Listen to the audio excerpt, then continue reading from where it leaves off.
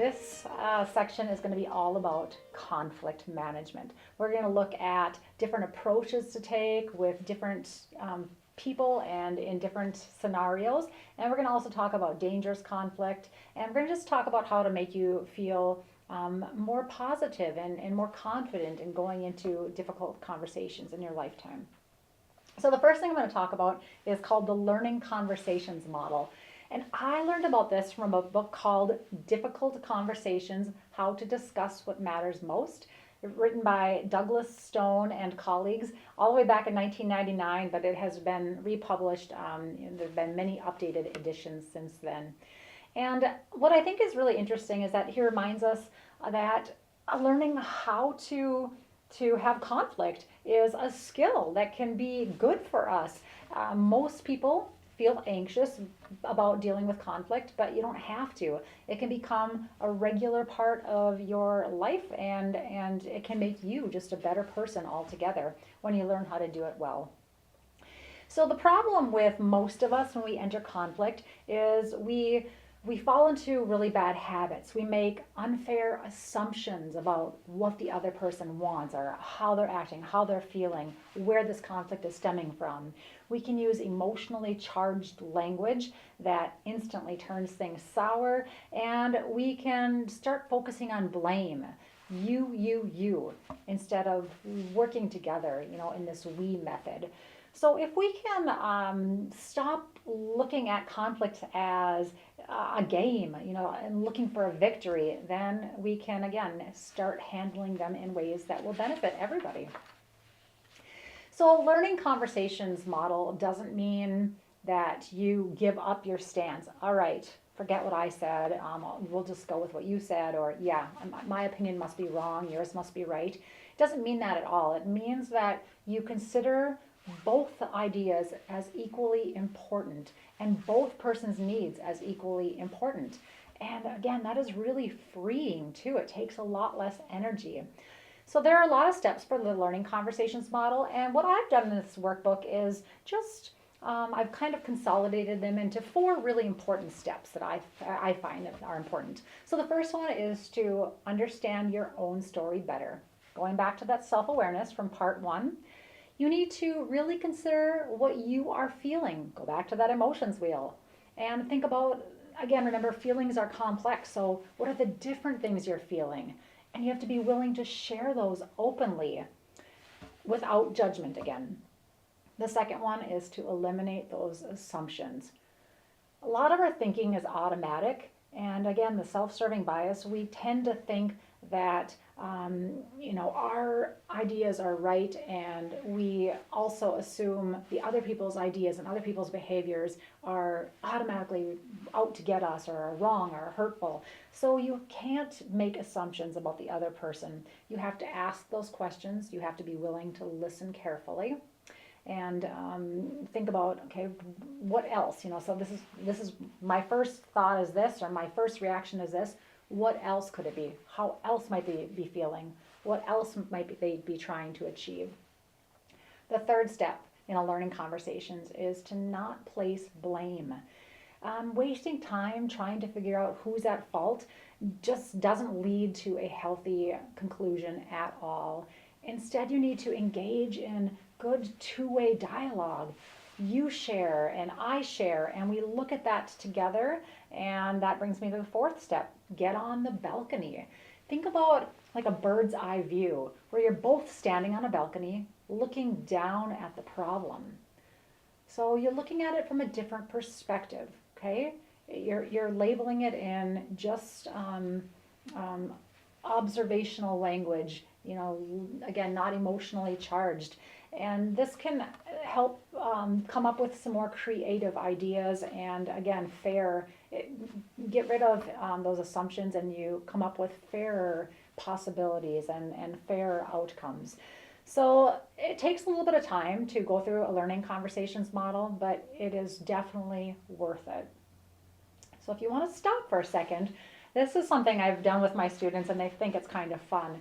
So you could turn to a partner, or you could, just in your own head, think about a fairy tale that you know really well. Maybe it is Little Red Riding Hood or Cinderella or the Three Little Pigs. And I want you to think about how that story would go if a learning conversation were to take place. So I want you to put yourself in the shoes of one of those characters and try to first understand your own story better. Then try to eliminate assumptions about the other person. Don't place blame.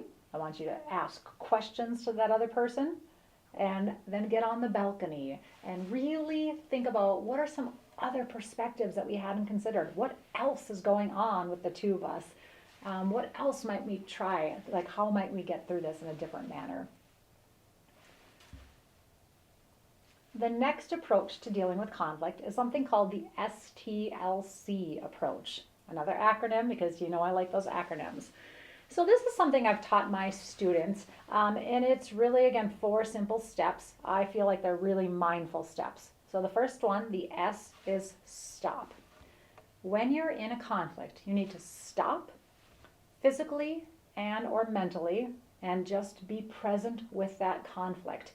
You know, your hands are going to want to do things and your mouth is going to want to say things, but you just need to stop and be aware of what's going on. Maybe take some deep breaths.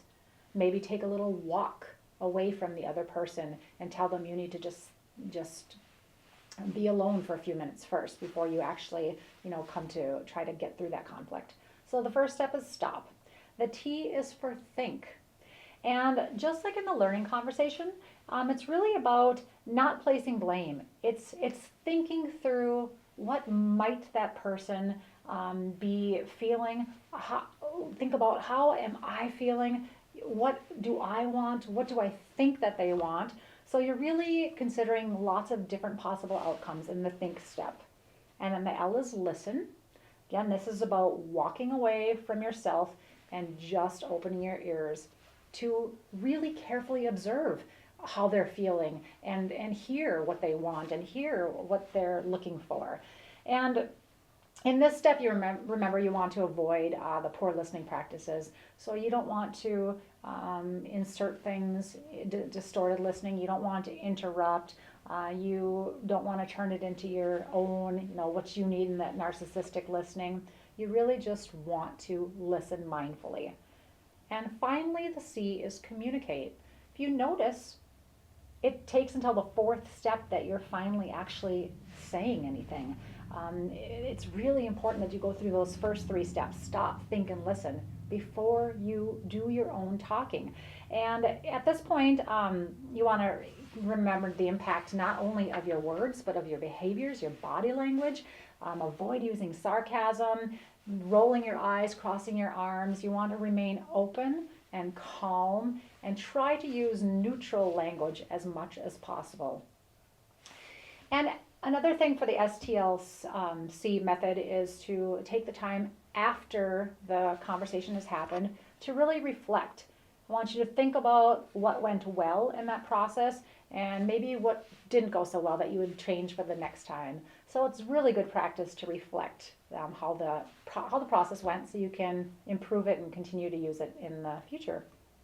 So we're going to move to something called the third side model. There's an African proverb that I've heard that I really like, and it goes, when spider webs unite, they can halt even a lion.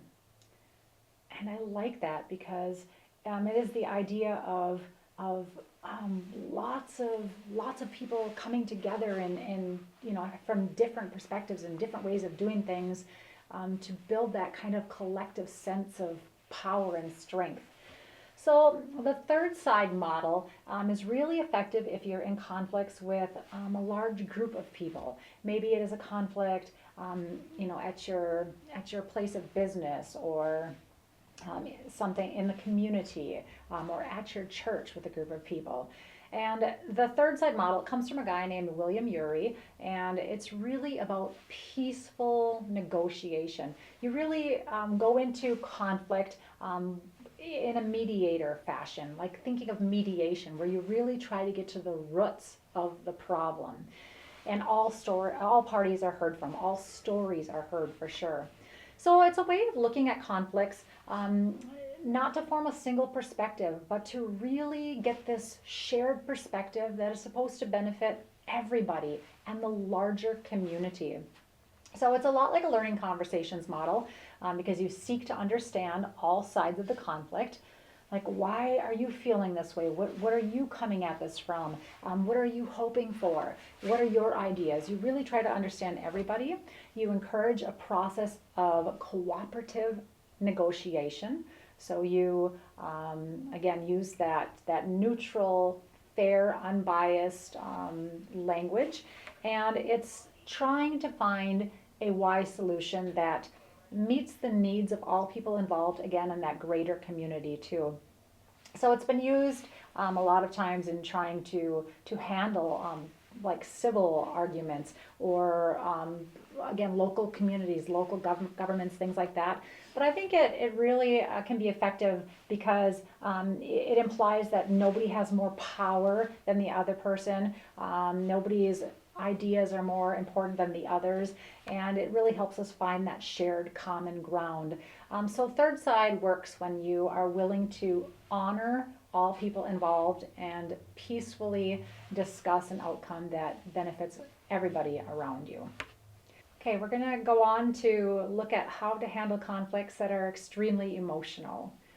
A lot of times, conflicts do get emotional. It's the kind of conflict where there's often the most at stake, so they can really get out of hand quickly, and they are the ones that are most important to handle with some care and with some skill. So, a couple things to remember. First of all, we have to remember that our own perspectives toward conflict and emotion is different. Some people are very expressive and show their feelings openly and talk about them openly. Non-expressive individuals might not be able to share those things as well. So we can view them differently. We can think of the expressive individual might think of the non-expressive as holding back or being disinterested, or just being difficult, when they just really don't know how to express themselves.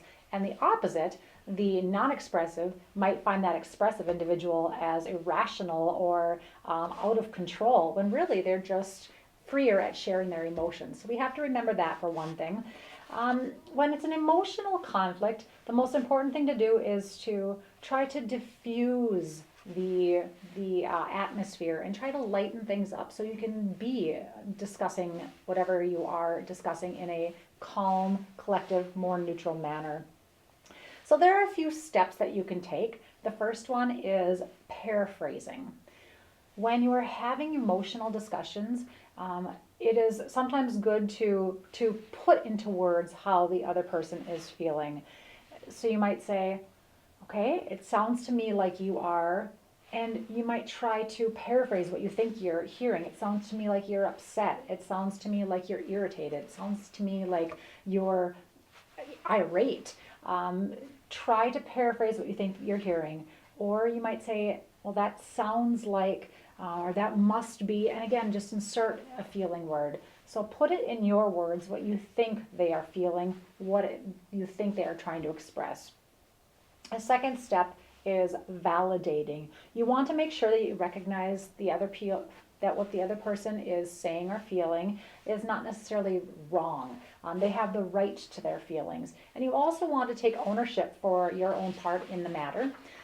You might say something like, okay, I can see that you're feeling very, okay, insert an appropriate feeling word. So you are acknowledging, like, okay, you are upset, and I understand that.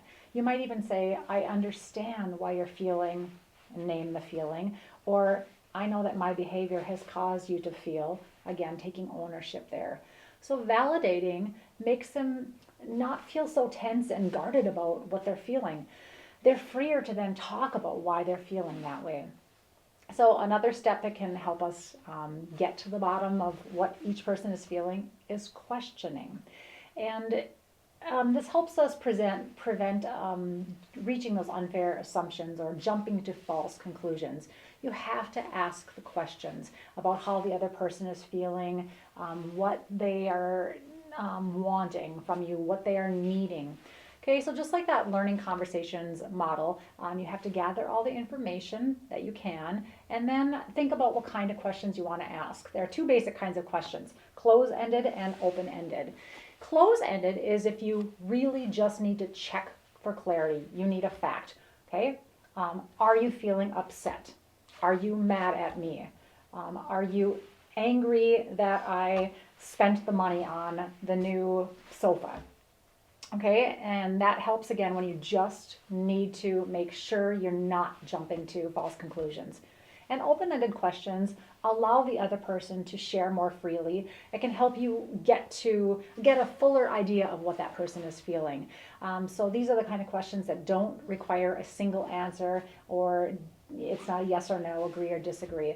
You might say, what is it about my getting the couch or getting the sofa that upsets you?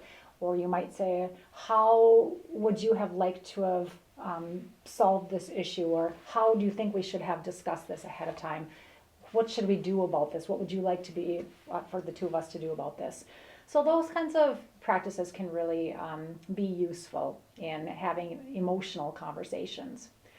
So I want you to do some role playing. I'm going to give you two possible scenarios, and I'm going to have you partner up, and I'm going to have you try to act this out by using these three methods of paraphrasing, and then validating, and questioning. So your first option is to consider that you've got two roommates. Person A is extremely neat, likes everything in their place. And person B is kind of really messy, and their stuff is always untidy and never put together. So person A has had enough. Person A is at his or her wit's ends and needs to figure something out with person B. Okay, you could try that option. Or the second option, you could say that person A used their hard-earned money to buy a brand new, really nice pair of shoes. Person B borrowed them without asking and brought them back in less than ideal condition. So person A, of course, is very angry and hurt that person B would take their new pair of shoes and ruin them. So I want you to take a minute or two and practice that. Again, how would you paraphrase what you're hearing from the other person? How would you validate what that other person is feeling? And what kind of questions could you ask to help solve conflict? So now I want to talk about how to handle conflicts with specific personality types. This was in an article from Reader's Digest in 2023. It was called How to Get Along with Anyone. And the author, her name is Rosemary Counter, she provides some really good tips for dealing with specific individuals. So I'm going to tell you about just a few of them. The first is complainers. We all know them, people who just don't ever stop rattling off negative ideas and words about anything you bring up. And actually, Counter suggests when we're having conversations with this type of person, we really just want to empathize. We want to show them kindness because we all know kindness rubs off. And once they can be surrounded by your positive energy and enough kindness, a lot of times it kind of diffuses them. It allows them to soften up a little bit and maybe even tone down their own ways of talking about things. So again, complainers, let them complain, ask them why they're feeling that way, and just be kind, extra nice to them. The second is contrarians. Contrarians will disagree with whatever you say. It doesn't matter what it is. I know people like that. They will just, they're the devil's advocate for everything you have to say. And, with this type of person, it's okay to say, I agree with you on that part. I agree with you about this, but I'm also wondering if we could discuss this, or I also think there's another way of looking at this part of it. So if you agree with them on part of it, it makes them maybe less likely to attack. They're not on guard, ready to attack, and you can probably more calmly get into a two-way conversation. The next is chatterboxes, people who just hog the conversation, talk nonstop. I know I have been told sometimes I can be a chatterbox. I blame my mom and she blames her mom. So whether it's genetically induced or not, some people just like to talk a lot. But also, deep down, the reason that some people like to do a lot of the talking is that they feel a need to be heard. Maybe they don't have anybody who will listen to them. So letting them talk is okay. And then you might want to jump in and say, hey, I'd like to tell you about, or I'd like to share this about you, about me. Or if you're on a time constraint, you can even say something like, okay, I have 3 more minutes and I'd still like to ask you something about this. Okay, so then it forces them to say, oh, yeah, okay, it's your turn. So that's how you might handle a chatterbox. Then we have the frenemies. You know who they are. These are people who seem to be your friends, but they're hot 1 minute, they're cold the next. You really don't know where they stand. And according to Counter, frenemies oftentimes act that way because deep down they have a sense of uncertainty about who they are, or a sense of paranoia that they have to be a certain way in order to be liked, or just they're always on the defensive. And so with frenemies, sometimes it's best to be straight with them, to tell them how you feel. You might say something like, I value our friendship, but when you talk to me in this way, I feel X, Y, or Z. Or I believe we're friends, but I don't always think that friends should say those kind of things to their other friends. So those are some ways to handle different personality types. Now let's talk about family, because those of us who are in family know that family conflict is almost inevitable. Whether we're fighting about shared spaces or rules laid down or money, the big one, it's really not uncommon for families to find themselves, again, a lot of times it's a pattern, like they're having the same arguments again and again and again because don't know how to really get through them in a proper way. It's also interesting to know that in the US, 40% of families are now considered blended families. So you have, this parent and his children, and you've got that parent and her children, and then they have children together, and all of that is just right ground for conflict. So there are lots of ways to manage family conflict. First and foremost, it really should be about, the love and care you have for one another. Remembering the things that you do and say will impact the family. So you should do and say things that are going to be beneficial and show your loving kindness and compassion, forgiveness, and understanding for sure. So there are 3 different suggestions that I'm going to offer you. The first one is to plan regular family meetings. You can do this in a couple different ways. The first way is to have a set meeting day. Maybe it is every Sunday night, or maybe it is the first and third Mondays of the month. You have an agreed time, one in which everybody can participate, everybody is home, it's an okay time for everybody. Some people are not morning people, some people are, really get tired and grumpy in the evenings. So find a time that works, and you really need to be willing to just share openly. If you have a regular family meeting where everybody goes around and shares what they're feeling, what they're thinking, what things are concerning them of late, then it's not a reactive thing to the dysfunction. It is just a normal, healthy routine. And routines in family are really, really important. The more you can develop kind of traditions and routines like that, the stronger research says your family will be. Otherwise, if you are going to have more reactive family meeting because something did happen and you want everybody to be able to sit down and calmly work through it, then what you should do probably is, again, find an agreed upon time where everyone can participate, and maybe create an agenda ahead of time. So nobody is surprised going in. Everybody knows the things that are going to be talked about. Everybody has, again, a fair chance to say, what they want, say how they feel. And again, the most important thing for a family meeting is to end on a positive note. Maybe you finish with a celebration of look at what we've accomplished, or maybe there's a go around and everybody talks about one positive thing they got out of the family meeting. So family meetings, although if they're not the norm, they can feel a little bit, uncomfortable at first, they really can become valuable. The second idea I'm going to present for family conflicts is something called green light brainstorming. This is a technique I use in my class anytime I want everybody to have a voice. I want everyone to be able to freely share their ideas without any kind of criticism or questioning. So the idea is that one person is writing down everything that is heard. If you're able to use like a dry erase board or a big poster board or something like that, that's ideal because then everybody can see the ideas that are being spoken. But even if it's just on a sheet of paper, the idea is that anything can be said. One person says something, and then that might trigger another person wanting to say the next thing. You can't argue with what is said. You can't say that's a dumb idea or that's not right or, well, that's, I don't think so. You just let everything come out. And then you step away for a few minutes, you think about it, you come back and you try to discuss what's going on here, okay? So what are we noticing? What are people feeling? What are people thinking? What are some possible outcomes? What are some possible solutions? So that is green light brainstorming.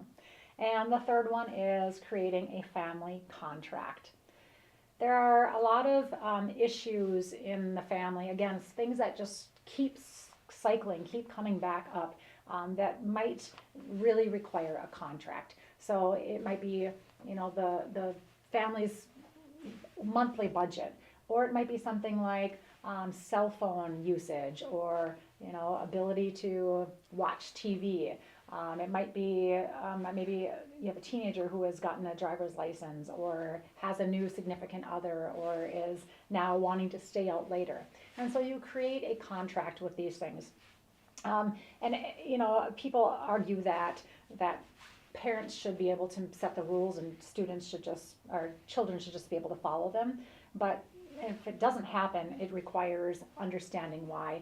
So in a family contract, you talk through what everybody wants to happen, what everybody feels should happen, and then you create a list of expectations. These are the expectations, these are the non-negotiables, things that absolutely must be abided by, and these are the consequences for not following through on those actions. So it can be a really healthy practice to put into play in your families. So I want you to stop and think about which of these three ideas might help your family. If you are part of a family, and most of you, I'm guessing, are. Do you think a family meeting would be beneficial for your families? And do you think having a green light brainstorming session would be good about maybe a hot topic that's been coming up? Or do you think it's time to create a contract where all voices are heard from? Okay, so you guys have been doing really great. There's one more category I want to discuss with you, and that is handling conflict that is not face-to-face. Because with the rise of all things technology, this kind of communication is becoming all the more popular, and it is likely that we're going to have conflict, whether it's over a phone call or over an email at some point in our lives. So this is referred to as mediated communication. And again, that includes phone calls, emails, text messages, video conferencing, like Skype or Google Meets or Zoom, and all things that are, again, other than face-to-face. So there are some different challenges to consider when you're having conflicts of this nature. We're going to look at three specific types of mediated communication conflict and maybe tips for dealing with each of those. So the first one we're going to talk about is how to handle conflicts over text or email. Of course, you know that one problem with this is the absence of the nonverbal communication. You don't know the tone behind the words that were used. You don't know what that person's body was looking like while they were sending that email. So sometimes we can jump to conclusions about the emotion behind the words. And obviously then one thing that's really important is for us to be very clear, great clarity in our words, to be thorough and explain carefully what we are saying. And on the other, and to make sure that we're not jumping to conclusions. Another thing that is tricky about um, emails and texts is that they are non-synchronous. So sometimes you have to wait, and that waiting can be really frustrating. It's hard sometimes for me to have patience when I just want a response, or I want more. I want to know what they meant by that last comment. So you can't jump to conclusions. You do not want to quickly reply. You want to give them a chance to fully say what they have to say in the email exchange or the text exchange before you quickly respond with your own. So again, it just has to be done very carefully and thoughtfully, being again mindful, non-reactive, non-judgmental, not making assumptions. The next category we'll talk about is phone calls. Most communication experts say that if it's something really emotional or something really important, a phone call is probably better than a text or an email. That being said, there are experts who say that it's not a bad idea to, instead of calling that person who might not be ready for what you have to say, to give them a fair warning with an email or a text. Think about it almost like in the family meetings, if you were to set that agenda. You might give an email or send a text ahead of time saying, hey, just want you to know I'm feeling really uncomfortable about this or that, and I was hoping we could talk about it. I'd like to call you later. So you can at least give them time to think through their own feelings and be prepared for it, and so they won't be so reactive and so thrown off. When you are in a phone conversation and it's difficult, of course, then we do have the tone of voice. That can be beneficial, or again, it can be challenging. When the emotions are extreme or heightened, we have to just be careful to, again, kind of diffuse those high emotions and be empathetic, maybe clarify how we're feeling or ask those questions about how the other person is feeling. But again, when you have the option, a phone call, if it's a difficult or challenging topic, is probably the better option. And the third type of mediated communication conflict that we'll talk about is over social media.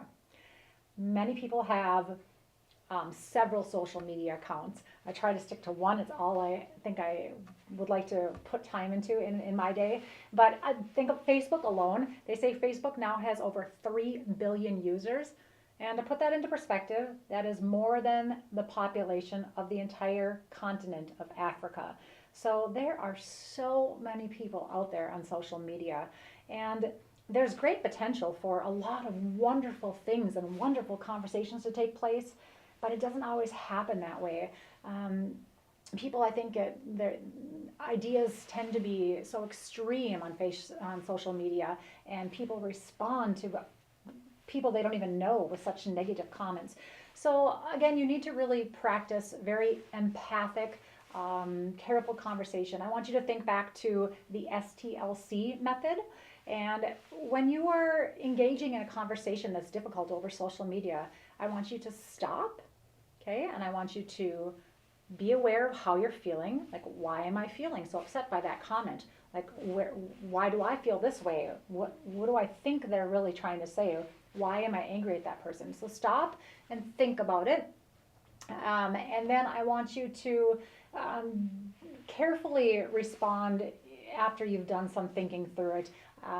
You can also try to use the third side model, in which you really try to hear all perspectives, ask some questions, and try to find a common ground and a solution that is best for not just the 2, 3, 4, maybe 50 people having the conversation, but everybody in the greater community. So these are practices to put into place that can really help us when we are dealing with conflicts that are not face to face. So think about your own life, and I want you to think about your own habits on mediated communication. When you send texts, when you send emails, do you use thoughtful words?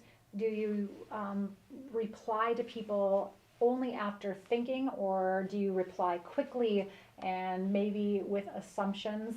In social media, do you get caught up in kind of dangerous conversations or do you feel like you can freely and openly share your ideas in a way that are non-judgmental and won't hurt other people? One final thing to consider, especially when it comes to social media, is that you need to take steps to prevent yourself from being hurt, I guess. If there are conversations that ever get really hurtful or almost threatening, you can do lots of different things. You can report them, you can block them, you can unfriend them, you can even report them. So we always have to be careful that we're not feeling worried about the communication that was shared or spread online or over text or over emails. So that wraps up our sessions on healthy communication. I hope you have walked away with something helpful, and in the workbook I've shared, there are lots of additional resources.